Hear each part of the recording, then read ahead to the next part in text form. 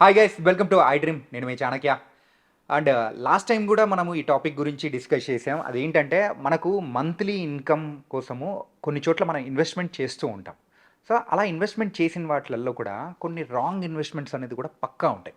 కొన్ని తప్పులు అనేది కూడా చేసి, అరే మంత్లీ ఇన్కంలో మనకి ఇంత వస్తుంది కదా అని మనం ఎక్స్పెక్ట్ చేసినప్పుడు రాకుండా వెళ్ళిపోయిన సందర్భాలు, నష్టపోయిన సందర్భాలు ఇలాంటివన్నీ బోల్డెన్ ఉంటాయి. అలాంటి మనం ఎలాంటి మిస్టేక్స్ చేస్తూ ఉన్నాము, ఆ మిస్టేక్స్ చేయకుండా ఉండాలంటే మనము మంత్లీ ఇన్కమ్ అనేది దేనిల మీద పెడితే బాగుంటుంది అనే దాని గురించి కూడా ఈరోజు మనతో పాటు డిస్కస్ చేయడానికి సో మన పర్సనల్ ఫైనాన్షియల్ అడ్వైజర్ విజయ్ కర్ణం గారు కూడా ఉన్నారు. మరి ఆయన అడిగి తెలుసుకుందాం. Hi sir. హలో అండి. సార్, లాస్ట్ టైం కూడా మనము ఈ టాపిక్ గురించి డిస్కస్ చేసుకున్నాము. దాని అవును. గురించి కూడా మంచి సలహాలు అనేది కూడా ఇచ్చారు. అవునండి. ఏంటంటే మనకు మంత్లీ ఇన్కమ్ కావాలి. సో కాబట్టి నేను ఎక్కడో చోట ఇన్వెస్ట్మెంట్ చేసేసామంటే మనకు మంత్లీ వస్తుంటుంది. మనం రెగ్యులర్గా ఉండే జాబ్సే కాకుండా హ్యాపీగా అండి. కానీ ఆ ఇన్వెస్ట్మెంట్స్లో కూడా తప్పులు చేస్తూ ఉంటారు. అండ్ మిస్టేక్స్ అనేది కూడా బోల్డ్ అని జరుగుతూ ఉంటాయి. అవునండి. సో మీ మీ లైన్లో యా. ఎప్పుడైనా కానీ ఎవరైనా కానీ అలాంటి క్లయింట్స్ ఎవరన్నా ఉన్నప్పుడు షూర్. సో వాళ్ళు చేసిన మిస్టేక్స్ ఏంటి, అలాంటి వేరే వాళ్ళు చేయకుండా ఉండాలంటే ఏం చేయాలి? షూర్ అండి. ఒక రెగ్యులర్‌గా నడిచే ప్రొసీజర్ చెప్తాను నేను. మార్కెట్‌లో నడిచే ప్రొసీజర్ ఇది. ఎప్పుడైతే ఇద్దరు హస్బెండ్ అండ్ వైఫ్ ఇద్దరు ఎర్న్ చేస్తున్నారో, హస్బెండ్ అంటే ఇఫ్ ఫర్ సపోజ్ వాళ్ళకి ఇల్లు రిక్వైర్మెంట్ లేదనుకోండి, వాళ్ళు ఏం చేస్తున్నారు అంటే ఆల్రెడీ ఇల్లు ఉన్నవాళ్ళు ఇంకో హోమ్ లోన్ ఎలిజిబిలిటీ ఉందని చెప్పేసి హోమ్ లోన్ తీసేసుకుంటున్నారు. యా. హోమ్ లోన్ తీసేసుకొని అది ఎక్కడనో వేరే దగ్గర ఉంటుంది, వీళ్ళు ఉండేది వేరే దగ్గర. అది ఫస్ట్ థింగ్. సెకండ్ థింగ్ వచ్చేసి హోమ్ లోన్ ఎలిజిబిలిటీ ఉందని చెప్పేసి హోమ్ లోన్ తీసుకుంటున్నారు. వాళ్ళ సేవింగ్స్ అనేసి డౌన్ పేమెంట్కి పెట్టేసి మిగతా అమౌంట్తోని హోమ్ లోన్ తీసేసుకొని అది ఇచ్చేసి రెంట్కి ఇచ్చేస్తున్నారు. రెంట్, ఈఎంఐ రెండు మైనస్ చేసుకుంటే దాని మీద ప్రాఫిట్ ఒక 10,000 20,000 అట్లా మిగులుతుంది. Over the period of time మాకు ప్రాపర్టీ ఉండిపోతుంది కదా అనేసి ప్లాన్ చేస్తున్నారు చాలామంది అట్లా. కానీ అది ఫినాన్షియల్ పర్స్పెక్టివ్లో, ఫినాన్షియల్ పాయింట్ ఆఫ్ వ్యూలో చూసుకుంటే నేను అది పెద్దగా సజెస్ట్ చేయను. ఓకే. ఎందుకు చేయను అంటే మీరు ఎంత ప్రాసెస్ చేసేది దేనికోసం? మీకు మంత్లీ ఇన్కమ్ కోసం, మంత్లీ ఇన్కమ్ కోసం, మంచి రిటర్న్స్ కోసం. కానీ మీరు ఎండ్ ఆఫ్ ద డే ఏం చేస్తున్నారు? మీ సేవింగ్స్ అన్ని తీసుకెళ్ళి ఒక్క ఇన్వెస్ట్మెంట్లో పెడుతున్నారు. అది చాలామంది మిస్ అవుతున్నారు. అంటే మీ లైఫ్ టైం సేవింగ్స్ కానీ మీ ఇన్వెస్ట్మెంట్స్ అదంతా ఒక ప్రాపర్టీ, ఒక ఫ్లాట్లో ఉండిపోతుంది. అది 1.5 crore ఫ్లాట్ అయినా సరే, 2 crore అయిన ఫ్లాట్ అయినా సరే మీరు హోమ్ లోన్ తీసుకొని పెడుతున్నారు కదా. అది వన్ ఆఫ్ ద అంటే నేనైతే అసలు సజెస్ట్ చేయను అట్లాంటి చేయడం.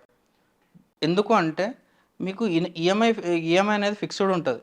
ఈరోజు మీరు ఇద్దరు ఎర్నింగ్ ఉండొచ్చు, కానీ డౌన్ ద లైన్ ఒక 10 years తర్వాత మేడం అంటే ఎవరైతే స్పౌజ్ ఉంటారో వాళ్ళు ఎర్నింగ్ ఉండకపోవచ్చు, వాళ్ళు జాబ్ ఆపేయచ్చు. అప్పుడు బర్డన్ మీ మీదనే పడుతుంది మళ్ళీ. అది ఫస్ట్ థింగ్. సెకండ్ థింగ్ వచ్చేసి ప్రాపర్టీ అప్రిసియేషన్ ఎంత ఉంటుంది అనేసి ఎస్టిమేషన్ లేకుండా కొంటున్నారు అందరు. రియల్ ఎస్టేట్లో మీకు 9%, 10%, కమర్షియల్ అయినా సరే, రెసిడెన్షియల్ అయినా సరే, ఫ్లాట్లు అయినా సరే 10% కంటే ఎక్కువ అప్రిసియేషన్ ఉండదు. సో అది కూడా కన్సిడర్ చేయాలి. అది కన్సిడర్ చేస్తే మీకు నెట్ టు నెట్ అసలు ఏం ప్రాఫిట్స్ ఉండవు దాంట్లో. సెకండ్ థింగ్ వచ్చేసి మీకు లిక్విడిటీ అనేది అసలు ఉండదు ఫ్లాట్లో. ఓకే. మీకు మంత్లీ ఇన్కమ్ కోసం మీరు ఎంత చేస్తున్నారు కదా, మీకు లిక్విడిటీ అనేది అసలు ఉండదు. అంటే మీకు ఏదైనా ప్లాటే ఉంది, పెద్ద ప్లాట్ ఉందనుకోండి, దాన్ని ఏదైనా పార్ట్స్ చేసి అమ్ముకుంటే అన్నా మీకు ఏదైనా లిక్విడిటీ ఉంటుంది. కానీ ఫ్లాట్ కానీ ఏదైనా ఇన్కమ్ జనరేషన్ కోసం కమర్షియల్ ప్రాపర్టీ తీసుకుంటే దాని లిక్విడేషన్ ఏముండదు. అమ్మితే మొత్తం అమ్మేసేయాల్సిందే, లేకపోతే లైట్ తీసుకోవాలంటే వేరే ప్రాపర్టీ కోసం చూసుకోవాల్సి వస్తుంది. సో ఈ ఫ్యాక్టర్స్ అన్ని కన్సిడర్ చేయాల్సి ఉంటుంది మనం ఎప్పుడైనా ఈ ప్రొసీజర్లో మనం వెళ్ళాల్సి వస్తున్నప్పుడు. మీకు రెంటల్ వచ్చినన్ని రోజులు ఈఎంఐ టేక్ కేర్ చేసుకుంటుంది. కానీ ఎప్పుడైతే రెంటల్ ఏదైనా ఒక సిచ్యువేషన్ వల్ల ఒక 2-3 months రెంటల్ ఆగిపోయింది అనుకోండి, ఆ ఈఎంఐ బర్డన్ మళ్ళీ మీ మీద పడుతుంది. యా. సో ఇంత రిస్క్ అసలు అవసరం లేదు. మీకు అసలు ప్రాపర్టీ మీకు ఎంతైతే మంత్లీ ఎంతైతే సేవ్ చేసుకోగలుగుతున్నా అంటే ఇప్పుడు మీకు మీ స్పౌస్ది అమౌంట్ ఏదైతే ఈఎంఐ కట్టడానికి రెడీ అవుతున్నారో అది ఎస్ఐపి చేసుకోవడం will be the much more better option అనమాట. ఓకే. సో ఈ ప్రొసీజర్లో మీరు ఒక 1.5 crore వేస్ట్ చేసుకున్నట్లే.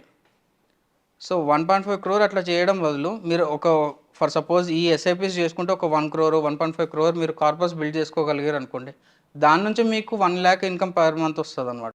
ఓకే.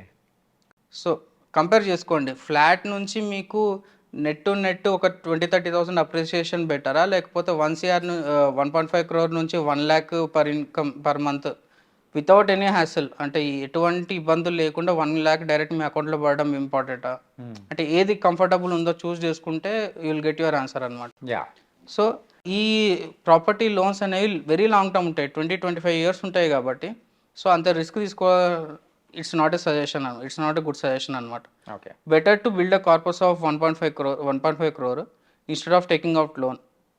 ఆ కార్పస్ బిల్డ్ అయిన తర్వాత మీ స్పాజ్ వర్కింగ్ ఆపేసినా కూడా పెద్ద ఫరక్ పడదు అనమాట. అప్పటి నుంచి మీరు ఎవ్రీ మంత్ 1 lakh అక్కడ నుంచి విత్డ్రాల్ చేసుకున్నా కూడా లాంగ్ టర్మ్లో మీ కార్పస్ అనేది బిల్డ్ అవుతూ ఉంటుంది అనమాట. ఓకే. Nice sir. ఏంటంటే ఆ మంత్లీ ఇన్కమ్ విషయంలో చాలామంది కూడా ప్రజెంట్ ఇప్పుడున్న వాళ్ళు అదే చేస్తూ ఉన్నారు. అవును. ఎందుకంటే ప్రతి ఒక్క ఇంట్లో యూజువల్గా సాఫ్ట్వేర్స్ మెయిన్గా చూస్తూ ఉంటాం. సో హస్బెండ్ అండ్ వైఫ్ ఇద్దరు వర్క్ చేస్తూ ఉంటారు. అరే మనకు ఎక్స్ట్రా ఇన్కమ్ కావాలి అనుకున్నప్పుడు ఇప్పుడు మీరు చెప్పిన పద్ధతి పాటిస్తూ అది వెళ్తున్నారు. సేఫ్ అని అనుకుంటున్నారు. అవును. అయితే మీరు చెప్పిన తర్వాత నాకు అర్థమవుతుంది. అరే నాకు కూడా ఒక వన్ ఆఫ్ ద టైంలో అట్లా అనిపించింది. అవును. బట్ ఇట్స్ నాట్ సేఫ్ అని, అది కూడా మనం ఎక్కడ పర్ఫెక్ట్గా ఇన్వెస్ట్ చేస్తే బాగుంటుందని కూడా చాలా చక్కగా వివరించారు. Yeah, so thank you so much sir. Thank you అండి.